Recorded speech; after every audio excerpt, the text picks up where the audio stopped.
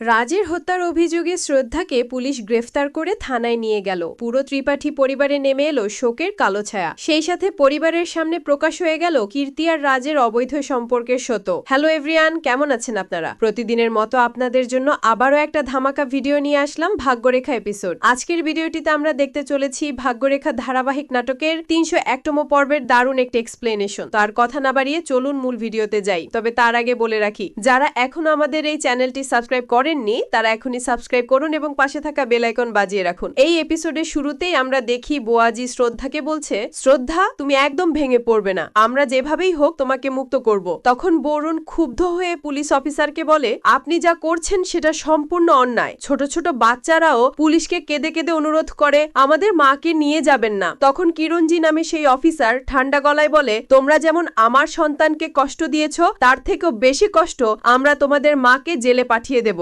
এরপরই পুলিশ শ্রদ্ধাকে ধরে নিয়ে যায়। শ্রদ্ধার মা সহ গোটা পরিবার কান্নায় ভেঙে পড়ে। রাগিনী তখন সেই অফিসারকে বলে, ভাগ্যরেখার সমস্ত পার্ট দেখতে পারবেন, তাই সাবস্ক্রাইব করে পাশের বেল আইকনটি অন করে আমাদের সাথেই থাকুন। ধন্যবাদ। আপনারা যেন শ্রদ্ধাকে এমন শাস্তি দেন তার কষ্ট দেখে অন্তত আমার শান্তি আসে। আমার স্বামীকে তো সে খুন করেছে। পরে আমরা দেখি বরুণের মা অভয়কে প্রশ্ন করছে, অভয়, শ্রদ্ধার রাজের মধ্যে এমন কি হয়েছিল যে কারণে রাজ এত ক্ষিপ্ত হয়ে শ্রদ্ধাকে মারতে এসেছিল? বুয়াজি তখন অভয়কে জিজ্ঞাসা করছো কেন? কীর্তিকে জিজ্ঞাসা করো, সে তো রাজের অফিসে কাজ করত, সব জানার কথা তার। তখন সবাই কীর্তিকে প্রশ্ন করলে কীর্তি একেবারে চুপ হয়ে যায়। অভয়ের আগে বলে, কীর্তি আর কি বলবে, ওর মুখ খোলার মতো অবস্থায় নেই। রাজ আর কীর্তির মধ্যে গোপন সম্পর্ক ছিল, সে খবরটা শ্রদ্ধা রাগিনীকে জানিয়ে দেয়, আর এজন্য রাগিনী রাজকে বসের জায়গা থেকে নামিয়ে সাধারণ কর্মচারী করে দেয়। আর সেই প্রতিশোধ নিতে রাজ শ্রদ্ধাকে খুন করতে এসেছিল। এবার বরুণ কীর্তিকে কড়া স্বরে বলে, তুমি আর কতটা নিচে নামবে? তোমার কুকর্মের ফল এখন তোমার নিজের বোনকে ভুগতে হচ্ছে। তখন তানুজা হাহাকার করে বলে,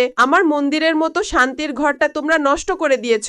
বরুণের মা তখন অভয়ের মাকে সান্ত্বনা দিয়ে বলে, এখন আমাদের লক্ষ্য হওয়া উচিত যে কোনো ভাবে শ্রদ্ধাকে বের করে আনা, শান্ত মাথায় এগুতে হবে। অভয়ের বাবা তখন বরুণের বাবাকে বলে, ভাই সাহেব, আপনি একজন উকিলের ব্যবস্থা করুন। শ্রদ্ধার বাবা তখনই বলে, আমি উকিলের সাথে ইতিমধ্যে কথা বলছি। আমার ভিডিওটি কেমন লেগেছে অবশ্যই কমেন্ট বক্সে জানাতে ভুলবেন না। মেয়ে নির্দোষ, তাকে আমি শাস্তি পেতে দেব না। এরপর আমরা দেখি অভয় আকাশ এখান থেকে বেরিয়ে যায়, বরুণ তার পিছু নেয়। অভয় দেওয়ালে মাথা ঠুকে রাগ ঝাড়তে থাকে। তখন বরুণ এসে তাকে ধরে ফেলে এবং বলে, ভাই তুমি এতটা ভেঙে পড়ছো কেন? ভাগ্যরেখা সমস্ত পার্ট দেখতে পারবেন, তাই সাবস্ক্রাইব করে পাশের বেল আইকনটি অন করে আমাদের সাথেই থাকুন। ধন্যবাদ। তুমি যদি নিজেকে সামলাতে না পারো তাহলে চলবে কিভাবে? এরকম সুন্দর সুন্দর ভাগ্যরেখা সিরিয়াল পেতে আমাদের চ্যানেলে চোখ রাখুন। ভিডিওটি কেমন লেগেছে অবশ্যই কমেন্ট বক্সে জানাতে ভুলবেন না। তখন অভয় কান্না ভেজা গলায় বলে, সব আমার দোষ। শ্রদ্ধা আমাকে বারবার বারণ করেছিল ডিলে সই না করতে, তবুও আমি পার্টির আয়োজন করলাম, আর যা যা হলো সব আমার কারণেই। আমি নিজেকে ক্ষমা করব কিভাবে? স্কিপ না করে ভিডিওটি সম্পূর্ণ দেখার অনুরোধ রইল। তখন বরুণ তাকে জড়িয়ে ধরে বলে, ভাই তুমি ভেঙে পড়ো না, তোমাকে শক্ত থাকতে হবে। শ্রদ্ধার জন্য তোমারই ভরসা দরকার। অভয় বরুণকে বলে, ভাই ওই ইন্সপেক্টর কিরণজি জানি না জেলে গিয়ে শ্রদ্ধার সাথে কি করবে, তুমি দয়া করে কিছু একটা করো, শ্রদ্ধাকে বের করতে হবে। তখন বরুণ আশ্বস্ত করে বলে, ভাই ভিডিওটি কেমন লেগেছে অবশ্যই কমেন্ট বক্সে জানাতে ভুলবেন না। আমি আছি না, আমরা সবাই মিলে কিছু একটা করব। তুমি এতটা চিন্তা, ভিডিওটি কেমন লেগেছে অবশ্যই কমেন্ট বক্সে জানাতে ভুলবেন না। করো না। অন্যদিকে আমরা দেখি পুলিশ স্টেশনে শ্রদ্ধাকে খাবার দেওয়া হয়েছে, কিন্তু সেটা সে খাচ্ছে না। তখন ইন্সপেক্টর কিরণজি এসে বলে, তোমাকে এখনো অনেক লড়াই করতে হবে, না খেয়ে থাকলে চলবে কিভাবে? ভাগ্যরেখার সমস্ত পার্ট দেখতে পারবেন, তাই সাবস্ক্রাইব করে পাশের বেল আইকনটি অন করে আমাদের সাথেই থাকুন। ধন্যবাদ। এদিকে অভয় ফোনে উকিলকে অনুরোধ করে বলে, উকিল সাহেব যত দ্রুত সম্ভব শ্রদ্ধাকে বের করার ব্যবস্থা করুন। আমি কোনো অজুহাত শুনতে চাই না, আপনি জানেন কিভাবে করতে হবে, শুধু তাকে বের করুন। অন্যদিকে শ্রদ্ধার মা কান্নায় ভেঙে পড়েছে। বোয়াজি তখন তাকে সান্ত্বনা দিয়ে বলে, আপনি যদি নিজেকে সামলাতে না পারেন তাহলে শ্রদ্ধার বাচ্চাদের কি হবে? আপনাকে শক্ত হতে হবে।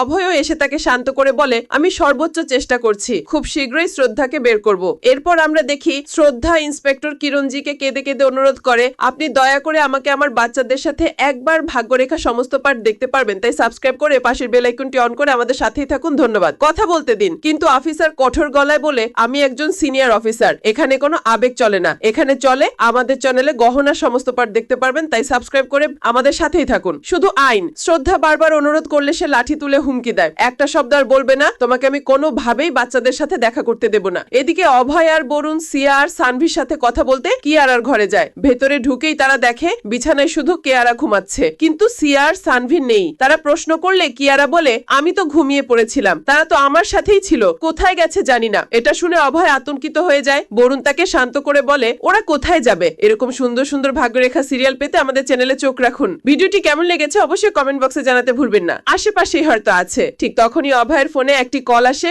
ওপাশ থেকে যা শোনে তাতে অভয় অবাক হয়ে যায়। এরপর আমরা দেখি বুয়াজি সিয়ার সানবিকে নিয়ে পুলিশ স্টেশনে শ্রদ্ধার ভাগ্যরেখা সমস্ত পার্ট দেখতে পারবেন। তাই সাবস্ক্রাইব করে আমাদের সাথেই থাকুন। ধন্যবাদ। কাছে এসেছে। শ্রদ্ধা বিস্মিত হয়ে বলে বুয়াজি বাচ্চাদের এখানে কেন এনেছো? এরকম সুন্দর সুন্দর ভাগ্যরেখা সিরিয়াল পেতে আমাদের চ্যানেলে চোখ রাখুন। তখন বুয়াজি বলে তোমার বাচ্চারা না খেয়ে আছে, ঘুমাচ্ছে না, শুধু তোমাকেই চাইছে, তাই আমি ওদের এখানে এনেছে। তখন সিয়া সানবি কান্না করে বলে মামা তোমাকে ছাড়া আমাদের ভালো লাগছে না, আমরা খেতে পারছি না। স্কিপ না করে ভিডিওটি সম্পূর্ণ দেখার অনুরোধ রইল। ঘুমোতে পারছি না, তুমি আমাদের সাথে বাড়ি চলো। শ্রদ্ধা চোখ ভিজিয়ে বলে তোমরা খাও, আমি খুব শীঘ্রই ফিরে আসবো। তখন বাচ্চারা বলে আমরা খাবো না, তুমি আগে খাও তারপর আমরা খাবো। কিন্তু তারা জেদ ধরে অবশেষে শ্রদ্ধা মুখে খাবার তোলার মুহূর্তে ইন্সপেক্টর কিরণজি এসে ধমক দিয়ে বলে এটা থানা, তোমাদের বাড়ি নয়। 1 মিনিট আর নয়। সে কনস্টেবলদের নির্দেশ দেয় বাচ্চাদের বের করে দিতে। বরুণ প্রতিবাদ করে বলে আপনি দেখছেন বাচ্চারা কতটা আতঙ্কিত। এরকম সুন্দর সুন্দর ভাগ্যরেখা সিরিয়াল পেতে আমাদের চ্যানেলে চোখ রাখুন। তারপরেও এভাবে চিৎকার করছেন। কিরণজি ঠান্ডা গলায় উত্তর দেয় এখানে শুধু আইন চলে, যদি বাচ্চারা ভয় পায় তবে তাদের এখানে আনার দরকার ছিল না। শ্রদ্ধা তখন অভয়কে বলে বাচ্চাদের নিয়ে চলে যাও, কিন্তু বাচ্চারা মায়ের হাত আঁকড়ে ধরে বলে আমরা তোমাকে নিয়ে যাব। তখন হাজতের ভাগ্যরেখা সমস্ত পার্ট দেখতে পারবেন। তাই সাবস্ক্রাইব করে আমাদের সাথেই থাকুন। ভিডিওটি কেমন লেগেছে অবশ্যই কমেন্ট বক্সে জানাতে ভুলবেন না। ভেতরে থাকা 2 দাগী আসামি বাচ্চাদের ভয় দেখাতে থাকে। তোমাদের মা অনেক বড় অপরাধ করেছে, তাকে ফাঁসিতে ঝোলানো হবে। তারা শ্রদ্ধার হাত ধরে টানাটানি করে মারধর শুরু করে। শ্রদ্ধা প্রতিরোধ করে তাদের ধাক্কা দিয়ে সরিয়ে দেয় এবং চিৎকার করে বলে কিরণজি আপনার চোখের সামনে এরা আমার সাথে এরকম করছে আর আপনি কিছু করছেন না। কিন্তু কিরণজি নিশ্চুপ থাকে। পরে আবার তারা হামলা করলে শ্রদ্ধা একটা টুল হাতে নিয়ে বলে আর যদি কাছে আসো আমি শেষ করে দেব। কিরণজি তখন হুমকি দিয়ে বলে জেলের ভেতরে ঝামেলা করলে আমরা সবাই মিলে তোমাদের উপর লাঠি চার্জ করব। তো গুয়েস এই ছিল ভাগ্যরেখা ধারাবাহিক নাটকের 301তম পর্বের বিস্তারিত এক্সপ্লেনেশন। আর 302তম এপিসোড আগামীকালই আসছে এই চ্যানেলে। আজকের ভিডিও এই পর্যন্তই। প্রতিদিনের মতো ভাগ্যরেখা এপিসোড পেতে চ্যানেলটি সাবস্ক্রাইব করে পাশের বেল আইকনটি অন করে আমাদের সাথেই থাকুন। ধন্যবাদ।